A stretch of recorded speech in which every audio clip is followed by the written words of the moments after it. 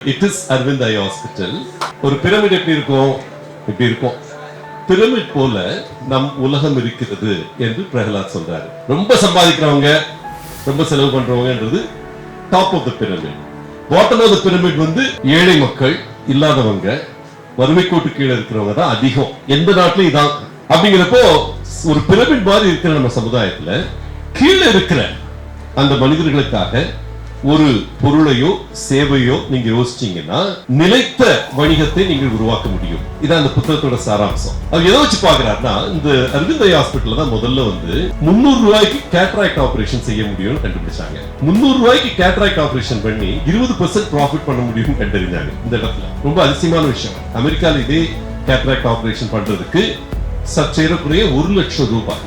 அதே cataract operation அதே தொழில்நுட்பத்துல செய்யறதுக்கு இப்ப அதை நடத்துற ஒரு பேர் அரவிந்தன். அவர் பேர்ல தான் இந்த உங்க தாத்தா ஆரம்பிச்ச நிறுவனம். இந்த நிறுவனம் வந்து ஓகே ஒரு 22 இடங்கள்ல கால் பதிச்சிருக்காங்க.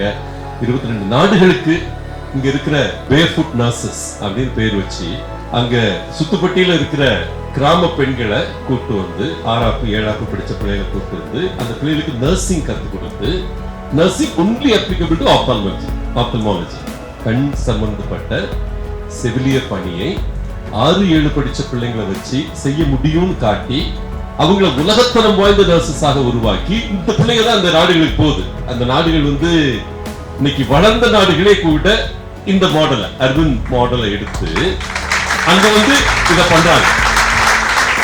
Laser treatment, laser retinal treatment. இதோட இன்ஜினியர்ஸ் நிறைய வந்திருக்கிறீங்க.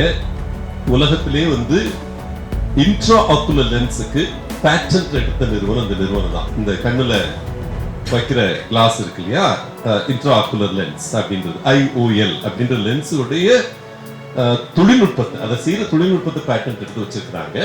அதனாலதான் அவங்களோட லென்ஸை அவங்களே பொருத்தி இதை செஞ்சு கொடுக்குறாங்க.